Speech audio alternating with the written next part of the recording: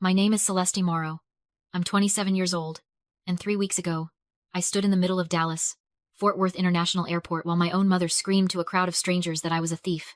My father was demanding that airport security detain me on the spot. Hundreds of people stopped walking. Phones came out. Eyes locked onto me, but I wasn't looking at the crowd. I was looking at one specific federal officer waiting for the moment he'd remember my face. Before I tell you what happened next, I need to ask you something. Have you ever worked yourself to the bone for people who were supposed to love you unconditionally, only to realize they saw you as a resource, not a daughter? Drop your age and where you're watching from in the comments. I want to know how many of you have felt this exact kind of invisible. Let me take you back to how it all started. Part 1. The night my future disappeared. I grew up in a mid-sized city outside of Nashville, Tennessee, the older of 2 daughters in what the outside world believed was a warm, hard-working Southern family. My parents, Donna and Gerald Morrow, ran a small but well-regarded event catering company called Morrow's Table. White tablecloths, past hors d'oeuvres, church fundraisers, and corporate holiday parties. From the outside, it looked like a thriving small business. From the inside, I was the engine keeping it from stalling on the side of the road. I started managing the books at 19 because the electric bill for the commercial kitchen went unpaid for 3 consecutive months and our primary vendor threatened to drop us. By the time I was 23, I was running, ordering, staffing, client communication, and event execution, all while my parents accepted the compliments at the end of every successful event. I was paid an allowance, not a salary, an allowance, deposited inconsistently into a checking account my mother still had access to. But I was building something quietly on the side. Over 3 years, I had cultivated private chef relationships with 6 corporate clients in Nashville's medical and financial districts. They paid me directly for premium menu consulting, completely separate from Morrow's Table, completely above board, and entirely mine. I built that income to $38,000 in a dedicated account my parents knew nothing about. I had been accepted to a prestigious culinary arts and hospitality management program at a renowned institute in Barcelona, Spain. Enrollment required a $4,000 deposit, which I'd already paid. My flight was booked. My bags were nearly packed. The night before my departure, I went to retrieve my passport from the fireproof lockbox I kept on the top shelf of my closet. It was gone. I searched every drawer, every bag, every logical and illogical corner of my bedroom. Nothing. When I walked into the kitchen, my mother was standing at the stove with her back to me, stirring a pot of chicken and dumplings like it was any other evening. "Celeste," she said, before I even opened my mouth. "You're not going to Spain." She still didn't turn around. My father was leaning against the doorframe with his arms crossed, wearing the expression of a man who had already decided how this conversation would end. "Your sister Amber needs you here," he said. "She just lost her job. We need help with the spring wedding season. You can go to Spain when things settle down." Amber is 24. She had lost her 3rd job in 2 years. She lived in my parents' house and had never once, not a single time, worked an event for Morrow's Table. I stood in that kitchen and felt the floor shift beneath me. My flight left in 11 hours. And my parents had stolen a federal document to stop me from boarding it. I didn't scream. I didn't throw anything. I walked back to my room, sat on the edge of my bed, and listened to the house settle around me. Then I started planning. Part 2. What I found in the filing cabinet. For 3 days, I performed the role they needed me to play. Quiet, obedient, broken. I prepped food for upcoming events. I answered vendor calls. I updated the scheduling spreadsheets. I let my mother believe her strategy had worked. On the 2nd night, I couldn't sleep. I lay in the dark listening to a plane cross overhead, that low, distant rumble, and I thought about my program orientation starting without me across the Atlantic. I opened my laptop and checked my savings account. There was a pending outbound transfer for $9,500. Initiated the night my passport disappeared. Destination: a joint account in Amber's name, one my mother had quietly connected to an old student savings account she'd insisted on co-signing when I was 17. She had never removed her name from the paperwork. I had forgotten she still held access to the routing number. They weren't just caging me. They were draining me. I was at the bank when it opened the next morning. I stopped the transfer, closed the joint account, and wired my entire $38,000 balance to a new high-yield account at a national institution, an account solely in my name, at a bank my parents had never heard of. When I got home, I tied my apron back on and started prepping corn fritters for Saturday's event. Donna walked past and smiled at me like a woman who had restored order to her household. I smiled back. That night, I used my master keys to access my father's locked filing cabinet. Gerald was meticulous about one thing and one thing only: hoarding paperwork. He kept everything physical: contracts, lease agreements, tax correspondence. I was looking for a specific piece of mail. 3 weeks earlier, He had intercepted an IRS envelope, addressed to me personally, not Tomorrow's Table, and told me it was a clerical error. I found it in the back of the bottom drawer. It was a notice of intent to levy for unpaid payroll taxes totaling over $63,000. Issued to me. Celeste Morrow. Individual taxpayer. Not to the business entity. I pulled out the operating agreement binder and flipped to the amended corporate structure page. 2 years ago, Gerald and Donna Morrow had transferred 100% ownership of Morrow's Table LLC into my name. My signature forged was notarized at the bottom of the page. The handwriting on the notary's certification belonged to a woman who attended my mother's Bible study group every Wednesday. I sat in the dark of that office for a long time. They hadn't just stopped me from leaving because they needed a cook. They had stopped me from leaving because if I walked out the door, a failing LLC with a 6-figure federal tax problem would be sitting entirely in my name, with no one left to absorb the consequences. I photographed every document, every ledger entry showing personal withdrawals disguised as business expenses, every vendor invoice paid late using my personal credit history, every forged signature. I compiled everything into an encrypted folder and sent it to the one person I trusted completely. Part 3. The woman who knew how to fight back. Her name was Renata Cole, my father's estranged sister. Renata had cut contact with the Morrow family 8 years earlier when Gerald attempted to borrow against her home equity to float the catering business. She had been a licensed CPA and forensic accountant for over 20 years. She saw exactly what my parents were doing before I did. She had reached out to me 6 months prior through a secure message, warning me to document everything. I hadn't fully understood why, until that night in the filing cabinet. When I sent her the photographs, she called me immediately. "Celeste, this is tax fraud and identity theft," she said. "And we have to move quickly and carefully." She had already located a corporate attorney in Nashville, a woman named Patricia Ewan who specialized in hostile LLC dissolutions and asset protection litigation. Renata also told me something that stopped my breath cold. My mother had called the U.S. State Department 3 days earlier. She had used my full legal name, my date of birth, and my social security number to report my passport as stolen on a recorded federal line. My original passport wasn't just hidden in a drawer somewhere. It had been flagged in the federal system. If I had somehow found it and tried to use it at an international terminal, I would have been detained by Customs and Border Protection agents before I reached the gate. Donna Morrow had weaponized a federal security protocol to hold her own daughter hostage. Renata had contacts. She helped me navigate the emergency expedited passport process through a federal agency office sworn affidavit, proof of stolen document, expedition fee paid by cashier's check from my new account. 10 days. That's how long it would take. I went home and made biscuits. Part 4. Setting the stage. Over the next 10 days, I dismantled everything quietly. I removed my personal credit card from every vendor auto-payment account. Morrow's Table relied on the food distributor, the linen service, the equipment rental company. All future orders would require cash on delivery. Without my credit as collateral, the business had no purchasing power. I contacted the hospitality program in Barcelona and was granted a 2-week enrollment deferment. My spot was held. I booked my real flight and international departure to Spain, early on a Saturday morning. Then I planted a decoy. I printed a fake domestic itinerary. A flight to Charlotte, North Carolina, departing at 4 p.m. that same Saturday afternoon, and left it tucked into the pages of a food industry magazine on the kitchen counter, just visible enough for suspicious eyes. 2 days later, I watched my father find it. He read it, folded it back exactly as he'd found it, and walked away with a satisfied expression. He thought he knew my plan. He thought he had time. When the confrontation finally came, Amber had gone through my room and found my packed suitcases under a canvas drop cloth in my closet. My mother produced a handwritten document demanding I sign over my personal savings to cover family operating costs and household contributions. The threat was explicit. Sign it, or be put out of the house that night. I took the paper, folded it into thirds, and put it in my apron pocket. "No," I said. One word.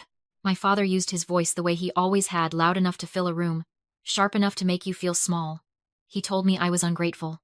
He told me everything I had was because of them. I walked him through the math, calmly, like I was explaining an invoice. 80 hours a week. 52 weeks a year. 3 years. Standard executive chef compensation in the Nashville market. Minus the inconsistent allowance they'd deposited. The number they owed me was somewhere around $140,000. They didn't owe me gratitude. I owed them nothing. My father told me to go to the storage room above the kitchen and think about my behavior. He locked the door with an exterior deadbolt. He gave me 4 uninterrupted hours with my laptop, a full battery, and a cellular signal. I used every minute. I filed the corporate dissolution paperwork through the state business registry portal, scheduled to execute automatically at 7 a.m. on the Saturday of my flight. Patricia Yuen had everything prepared. I finalized the dossier, forged operating agreements, the IRS levy notice, the recorded audio of my mother once casually admitting to a friend that she'd handled my banking security verification by impersonating me over the phone, and the handwritten extortion contract. I sent a complete copy to Renata for safekeeping. When my father unlocked the door the next morning, I walked past him without a word, tied my apron on, and mopped a floor that was already clean. Part 5. The Escape. I left at 2:15 the morning. Dark clothes. Both hard-shell suitcases. The wheels crunching on the gravel driveway. Before I left the kitchen, I did one final thing. I wiped down every stainless steel surface until it reflected light like still water. I checked the walk-in cooler, the shelves I'd deliberately left empty. Amber's birthday brunch, the one my parents had promised her wealthy college friends would be catered by the family business, was 12 hours away. I hadn't ordered a single item. I folded my worn catering apron into a precise, flat rectangle and placed it on the center prep table. I set my mother's extortion contract beneath it, with the blank signature line facing up. Then I walked out the back door into the Tennessee night. The motion sensor floods came on halfway down the driveway. My father burst onto the porch in a bathrobe, shouting for me to stop. I kept walking. Renata's car was waiting at the end of the drive, engine idling, headlights dark. She popped the trunk without being asked. I loaded my bags, got in, and we pulled away while Gerald was still standing on the lawn, shouting into the dark. A mile down the road, Renata turned on the headlights. "Walk-in empty?" she asked. Eyes on the road. "Not a single egg," I said. She smiled. Part 6. The Airport. By the time we reached DFW, we'd driven to Dallas for the international departure, specifically to create distance from Nashville area airport contacts. My parents might leverage Renata had received an alert through a former colleague in Federal Transit Security. Gerald had called airport dispatch. He'd reported a fleeing corporate embezzler. He'd given them my name, my physical description, and the fake Charlotte itinerary. He'd triggered a security flag at a major transit hub based on fabricated claims. I walked into that terminal steady, with my new expedited passport in my jacket pocket and my encrypted digital drive in my hand. I was nearly to the international security corridor when I heard my mother's voice slice through the ambient noise of the terminal like a fire alarm. "Somebody stop her, she's a thief, she stole from our family." Donna and Gerald had driven through the night. They'd gone straight to the domestic gates, looking for the Charlotte flight that didn't exist. Realized the deception, and calculated my real trajectory. I stopped walking. I turned around. They looked wild, undone in a way I had never seen. My mother's composure, the pearls and the pressed linen she armored herself with, was completely gone. My father's chest was heaving. I set my suitcases on the polished floor in front of me. I stepped back from them. I placed my hands openly at my sides. I did not run. I did not raise my voice. Travelers circled. Phones rose. Airport police responded to the dispatch call, and with them drawn from the international screening corridor, 2 Federal Customs and Border Protection officers. My father turned to the officers immediately, puffed up with the confidence of a man who believed authority would simply do as he directed. "This woman is a criminal," Gerald announced. "She destroyed our business and she's fleeing federal jurisdiction. I want her detained and those bags searched." The lead CBP officer stepped forward. He was tall, direct, the kind of presence that made loud men suddenly remember to lower their voices. He took my passport, opened it, scanned the photo page. He looked up at my face, and then something shifted in his expression. "Celeste Morrow?" he said. "Yes, sir," I replied. "Officer Denton." His name was Marcus Denton. 2 years ago, Morrow's Table had catered the annual regional awards dinner for federal law enforcement personnel at the Omni Hotel in Nashville. Gerald had accepted the contract and then severely understaffed the event. I had worked a 4-hour solo shift to feed 280 officers a 4-course plated dinner. At the end of the night, Officer Denton had come into the kitchen, found me scrubbing sheet pans at midnight, and shaken my hand. He told me it was the finest event service he had witnessed in his career. He remembered. Part 7. The truth. Out loud. What happened next took less than 20 minutes but felt like 3 years collapsing into a single, quiet moment of clarity. I showed Officer Denton my banking records, every deposit into my private account, traced to independent corporate clients, taxed under my personal identification. I handed him the encrypted drive containing the forged operating agreements, the IRS levy addressed to me personally, the audio recording of my mother's casual admission of impersonation, and the handwritten extortion demand. I explained the passport, how Donna Morrow had called the State Department, used my personal identifying information, and deliberately flagged my document to ensure I would be detained by the very officers now standing in this terminal. My mother tried to cry, She dropped her hands from her face the moment Officer Denton read the extortion contract. The crying stopped. Gerald tried to interrupt twice. Officer Denton raised one hand and Gerald went silent in a way I had never seen in 27 years. The local airport officers moved to flank my parents. Officer Denton looked at me. Miss Morrow, you have grounds to press federal charges right here. We can begin processing paperwork immediately. I looked at my parents. I searched for rage and found something quieter. Pity, maybe. Or just the complete absence of obligation. They're not worth missing my flight, I said. Denton nodded. He kept the extortion contract and the digital drive as evidence documentation for the formal reports he was already required to file. He escorted me personally to the priority screening lane. I didn't look back. Part 8. What they came home to. While I was somewhere over the Atlantic, the wreckage was unfolding in Tennessee. At 7 a.m., Morrow's Table LLC was officially dissolved by the state. The operational bank accounts were frozen, pending liquidation. Every vendor auto payment rejected. The business credit line voided. Gerald tried to access the accounts to arrange emergency food delivery for Amber's brunch. The screen returned one message. Entity dissolved. Contact legal counsel. He called the banking hotline. A recorded voice confirmed that Morrow's Table LLC no longer existed as a registered entity in the state of Tennessee. Amber's brunch guests arrived at the house at 11 a.m. to find a spotless, empty commercial kitchen and a walk-in cooler holding a wilting head of romaine and 2 gallons of expired whole milk. While Amber attempted damage control with her humiliated friends, Renata arrived. She carried a manila folder. She sat down at the dining room table, the same table where I had eaten 17 years of family dinners. And she laid out the documents in front of every relative who had texted me in the days prior with lectures about respect and family duty. She played the audio of my mother impersonating me on a federal call. She showed them the forged signature. She showed them the extortion note in my mother's handwriting. The room went silent. My aunt who had texted me that I was having a breakdown left without saying a word. Part 9. Building what's mine. I landed in Barcelona on a Tuesday morning. The air smelled like sea salt and warm bread. I found my program housing near the Gothic Quarter. I enrolled. I attended orientation. I shook hands with professors who judged me only on what I produced, not on what I was willing to sacrifice. My phone had flooded with voicemails during the flight. My father's voice, that voice that had once made me shrink, sounded genuinely small. He asked me to undo the dissolution. He asked me to call the IRS on their behalf. He asked me to wire money. I blocked both numbers.